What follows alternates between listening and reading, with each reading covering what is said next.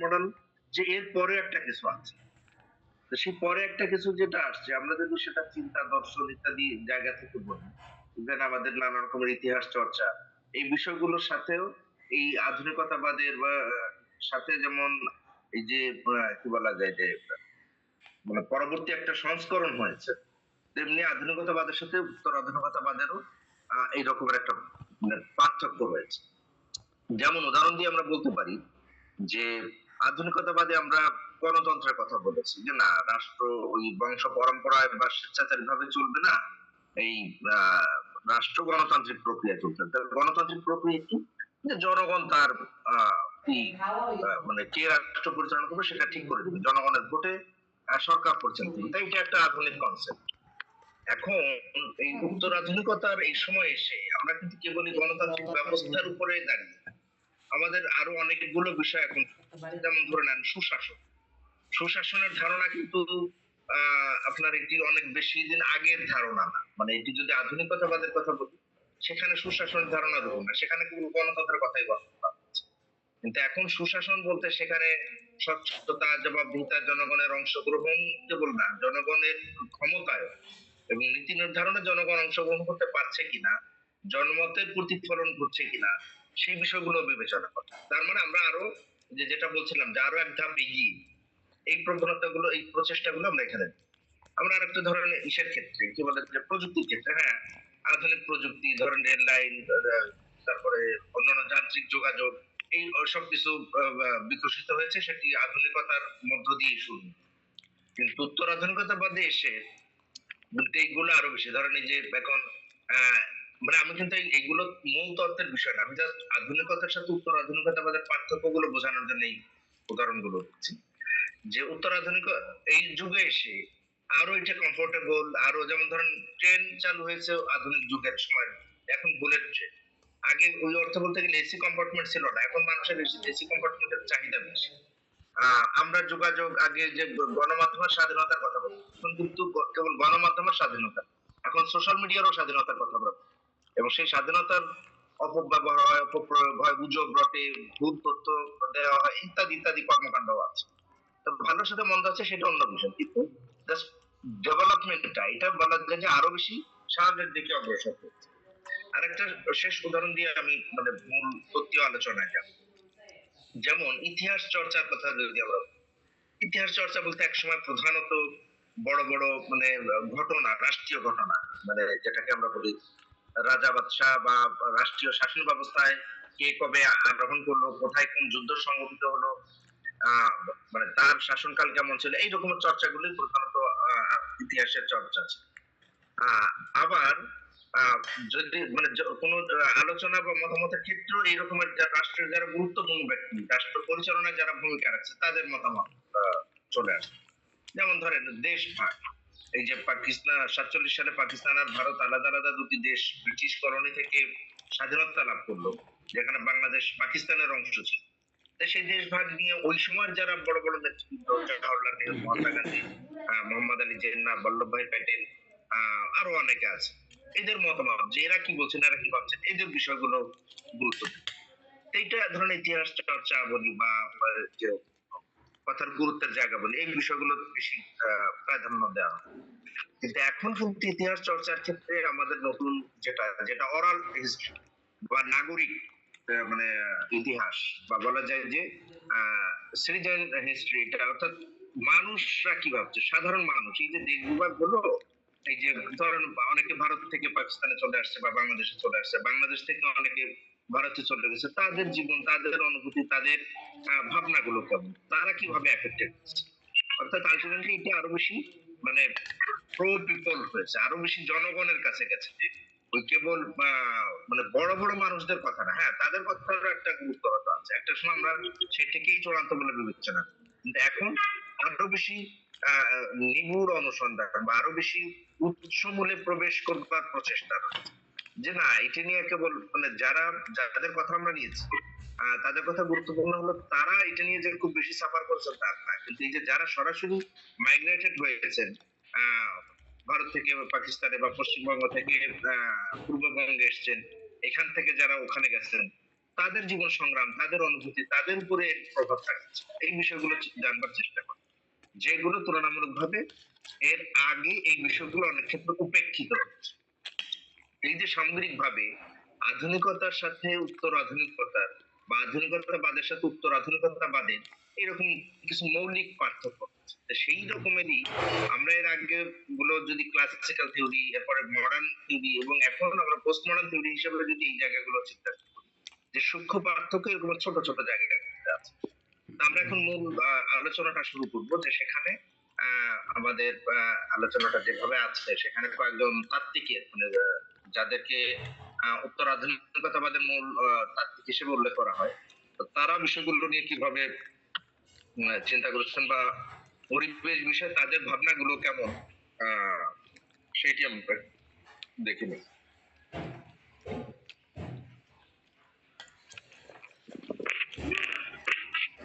ರತ್ನ ಅರೆ ಹಿಂದಿಗೆ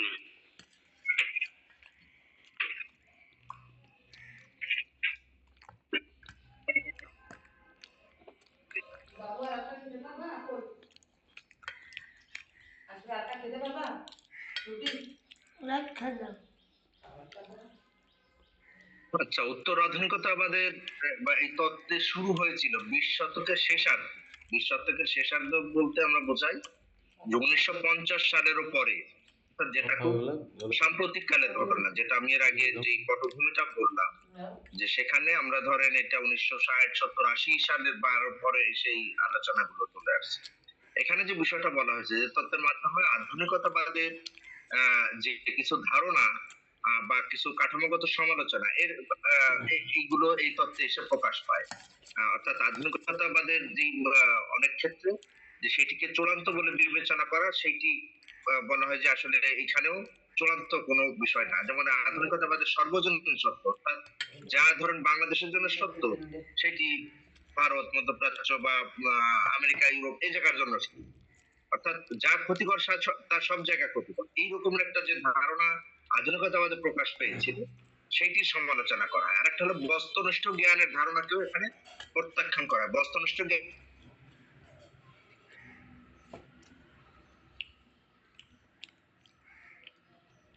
বিষয়টাকেই মানে চূড়ান্ত বলে ধরে নেয়া, অর্থাৎ যেমন ধরে নেন বিষয়টা এই রকমের, মানে বস্তুনিষ্ঠ ধারণা বা বস্তুনিষ্ঠ জ্ঞান, যে আমি সরাসরি মাঠ পর্যায়ে আমার যেটা অভিজ্ঞতা, সেই অভিজ্ঞতাই আমার মানে সেই জ্ঞানই চূড়ান্ত।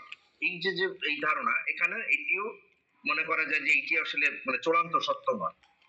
এই যে প্রধান দুইটি জায়গায় মানে ভিন্ন মত দেওয়া, এইটি হচ্ছে উত্তর আধুনিকতাবাদের সূচনা। মানে এইখানে তাহলে এই দুটিকে যদি প্রত্যাখ্যান করে বা এই দুটি সমালোচনা করে, তাহলে এইখানে যে বিষয়টি বলা হয় সেটি হচ্ছে যে অভিজ্ঞতালব্ধ জ্ঞান এবং দৃষ্টিভঙ্গির বহুত্ব এবং সামাজিকভাবে গঠিত বাস্তবতার প্রকৃতির উপরে জোর দেয়া। অর্থাৎ এই যে আমি যেটা দেখেছি সেটি না, আমার অভিজ্ঞতার মধ্য দিয়ে, যেটা ওই যে একটু আগে বলছিলাম যে আমরা ওভারঅল দেখি, ওই যে অনেক সময় আমরা বলি যে তাকিয়ে থাকার নাম দেখা। তা আমরা দেখে দেখে অনেক ক্ষেত্রে বলেছে দেশ বিভাগের প্রভাবে এই কারণে দেশ বিভাগ হয়েছে ইত্যাদি, কিন্তু একটির অভিজ্ঞতার মধ্য দিয়ে আমরা যাই। অভিজ্ঞতার মধ্য দিয়ে যারা গেছে, যারা সত্যি সত্যি দেশ বিভাগের ফলে এই পূর্ব থেকে পশ্চিমে গেছে, পশ্চিম থেকে পূর্বে আসছে, তাদের অভিজ্ঞতাটা কি, তারা এই যে অবস্থার মধ্য দিয়ে গেছে সেইটিকে বিবেচনায় নেওয়া, এইটির উপরে জোর দিয়েছে। আরেকটা হলো যে আমি আমার যে অভিজ্ঞতা, আমি যে দৃষ্টিভঙ্গি পোষণ করি, সেই দৃষ্টিভঙ্গির অনেকগুলো কারণ থাকে। আমি সে গ্রামে বড় হয়েছি, আমার লেখাপড়া কম, আমার এক ধরনের দৃষ্টিভঙ্গি থাকবে।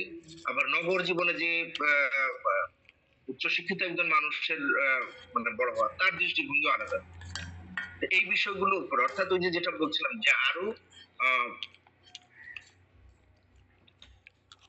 একটা নিগুড় বা আরো বেশি ভিতরে প্রবেশ করে বা আরো বেশি খুঁটিনাটি ভাবে বিষয়গুলোকে উপলব্ধি করবার প্রচেষ্টা করা হয়।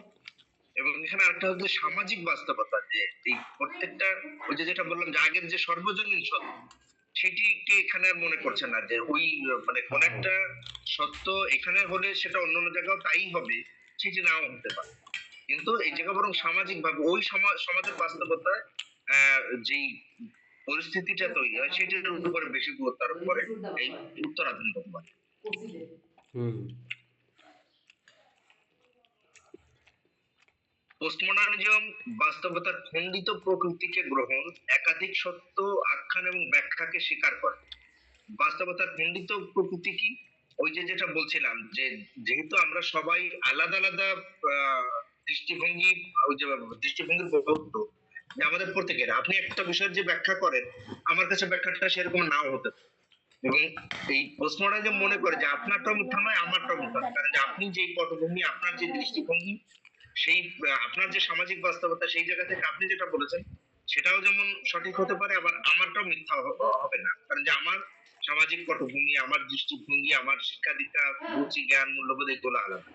সুতরাং ওই যে মানুষের নিজস্ব ভাবনাগুলোকে এখানে বেশি মূলত গ্রহণ করা হয়, যে অ্যাজ এ হিউম্যান বিং, মানে তুমি যেটা বলছো সেটি চূড়ান্ত সত্যতা। তাহলে ব্যাপারটা হলো যে আপনার দেখার যে জায়গাটা, আরেকজনের দেখার যে জায়গাটা, সেগুলো সব রিয়েলিটিকে এখানে গ্রহণ করা হয়। এটি ঐক্যবদ্ধ এবং সংগঠিত বিশ্বায়নের ধারণাকে প্রত্যাখ্যান করে, অর্থাৎ ওই যে যেটা সবাই মিলেই যেটা যে বিশ্ব জনমত, বা একেবারে ঐক্যবদ্ধ ভাবে ওই যে যেটা বলছিলাম যে গণতন্ত্রই চূড়ান্ত কথা নয়, যে হ্যাঁ সবাই মিলে বলছি তার মানে এটা সত্য, But একজনও ভিন্ন একটা কথা বলতে পারে যেটা আরো বেশি রিয়েল হতে পারে। এই বিষয়গুলোকে এখানে বিবেচনা করা হয়। তবে মানব অভিজ্ঞতার বৈচিত্র্য এবং জটিলতাকেও এখানে স্বীকৃতি দেয়। যে ওই যে যেটা বললাম যে আমরা প্রত্যেকের যে অভিজ্ঞতার মধ্য দিয়ে যাই, আমাদের আলাদা আলাদা যে মানে বৈচিত্র্যময় পটভূমি, শিক্ষা, জ্ঞান, এই যে নানান রকমের সমস্যা, অর্থাৎ এটাকে ওই যে আমরা বৈজ্ঞানিক ভাবে যদি দেখি যে অনুপরমাণুকে পরমাণুকে যত বেশি ভাগ করে ফেলা যায়, অর্থাৎ এর ন্যূনতম এককে যতক্ষণ না পর্যন্ত পৌঁছানো যায়, ততক্ষণ এটাকে বিভাজিত করার চেষ্টা করা হয়। যত বেশি বিভাজন করা হয়, এটি মানে বৈশিষ্ট্য এবং এর শক্তিকে তত বেশি কাজে লাগানো হয়। তো এখানে এই ধরনের মানে একটা কি বলা যায় যে প্রবণতা এই উত্তর আধুনিকতাবাদেও লক্ষ্য করা যায়। আমরা এর আগে গত ক্লাসে আলব্রেক্ট বেকের রিস্ক সোসাইটি একটা ধারণা পেয়েছি, সেখানে তিনি প্রধানত বলেছিলেন যে আসলে এই যে আধুনিক সমাজ ব্যবস্থা, একটি নানা বাস্তবতার মধ্যে দিয়ে বিভিন্ন রকমের জটিল সমস্যা এখানে হয়, এবং এক ধরনের বহুমুখী ঝুঁকি রয়েছে, যে পরিবেশবাদী ইস্যু হোক, অন্য যে কোনো, এখানে ঝুঁকিটা নানান, মানে কেবল একদিক থেকে আর, তা এইটা রিস্ক সোসাইটি, আপনারা যারা মানে যদি মানে এখন ওইভাবে মনে নাও থাকে, গত ক্লাসের শিটে গেলে ওখানে আলব্রেক্ট বেকের রিস্ক সোসাইটি নিয়ে আলাদা আলোচনা আছে।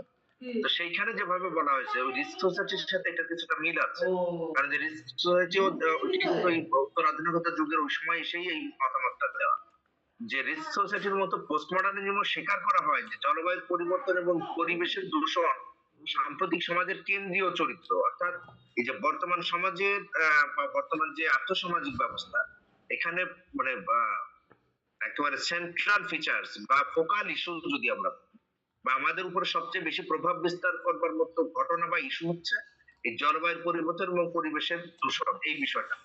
এইটাকে বাদ দিয়ে আসলে সামাজিক বা অর্থনৈতিক আলাপ আলোচনা, উন্নয়ন, এগুলোকে খুব বেশি দূর এগিয়ে নেওয়া যাবে না। অর্থাৎ এই পোস্টমডার্নিজমের এটি একটা মানে বড় ইস্যু, যে এটাকে এই জলবায়ু পরিবর্তন বা পরিবেশ দূষণ, এই বিষয়টাকে সবচেয়ে গুরুত্বপূর্ণ হিসেবে বিবেচনা করে। ফলে আধুনিক সমাজের ঝুঁকিগুলো, এই যেহেতু এটা পরিবেশের মানে খামখেয়ালিপনা বলি, নানান রকমের মানে এটার বৈশিষ্ট্যগত ভিন্ন ভিন্ন রূপ বলি, পরিস্থিতির সাথে এটার পরিবর্তন বলি, এই বিষয়গুলো সমাজের জন্য এই ঝুঁকিগুলো অনিশ্চিত, জটিল এবং আন্তঃসম্পর্ক, মানে সমাজের এই যে ওই আলব্রেক্ট বেকের মতো যে নানামুখী জটিলতা বা ঝুঁকি এখানে তৈরি।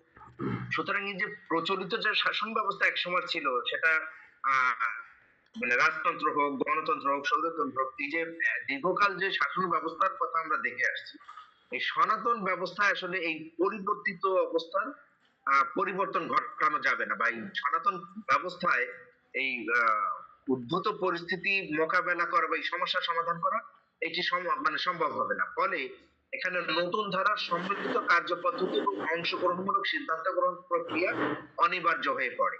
অর্থাৎ ওই যে আপনি সেই পটভূমির কথাটা যদি আবার যান, যে গণতন্ত্রই শেষ কথা না, বরং আমি কতটা অংশগ্রহণ করতে পারছি নীতি নির্ধারণ প্রক্রিয়ায়, সেই বিষয়টাকে গুরুত্ব, সেই কারণে যে সুশাসন সহ অন্যান্য বিষয়গুলো আরো বেশি মানে গুরুত্ব পাচ্ছে এখন।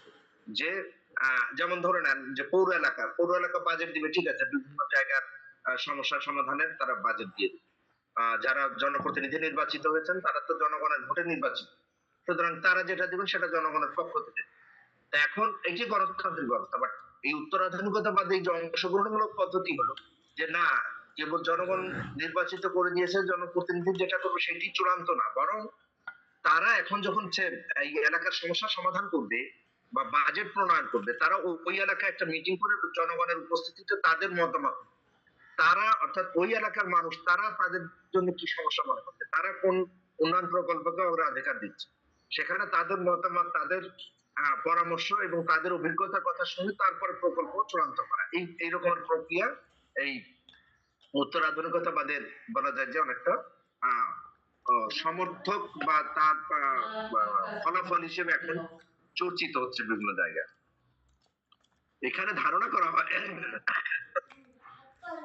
এখানে ধারণা করা হয় যে সমসাময়িক সমাজ জনপ্রতিনিধি নির্বাচিত হয়েছেন, তার উপরে সবকিছু ছেড়ে দেওয়া হয়, তাকে আবার যে জনগণের কাছে এসে যেমন আপনারা অনেকে ওই যে টিভিতে শাহেখ সাজের কৃষকের বাজেট একটা প্রোগ্রাম দেখেছেন, সেটা কেন, এবং এই বাজেট অনেক ক্ষেত্রে কিন্তু যেটা হয়, এর আগে আমরা দু একবার দেখেছি যে সাবেক অর্থমন্ত্রীকে ওই প্রোগ্রামে উপস্থিত রেখে কৃষকদের সরাসরি তার সাথে মিট করে দেবার এবং সরাসরি অনেক গুরুত্বপূর্ণ প্রশ্ন এবং পরামর্শ এগুলো আসতো যে তাদের ওই এলাকায় কি সমস্যা, এই বিষয়গুলো, এবং এইটা আবার পরে কম্পাইল করে সরকারের কাছে দিয়ে দেয়। অর্থাৎ এই যে ধরেন একটা গণতান্ত্রিক ব্যবস্থায় সরকার রাষ্ট্র পরিচালনা করছে, এখন হ্যাঁ ঠিক আছে আমরা তো নির্বাচন করেই দিয়েছি যে আগামী 5 বছর সে তার মতো করে, এইখানেই মানে এই আধুনিকতার সাথে উত্তর আধুনিকতার পার্থক্য, যেটি শেষ কথা নয়, শেষ কথা হলো যে আবার তুমি যখন বড় কোনো সিদ্ধান্ত নেবে আবার জনগণের কাছে যাবা যে তারা তাদের জন্য কি কি বিষয়কে গুরুত্বপূর্ণ মনে করছে, কোনটাকে সমস্যা মনে করছে, সেই সমস্যার সমাধানে তাদের পরামর্শ কি।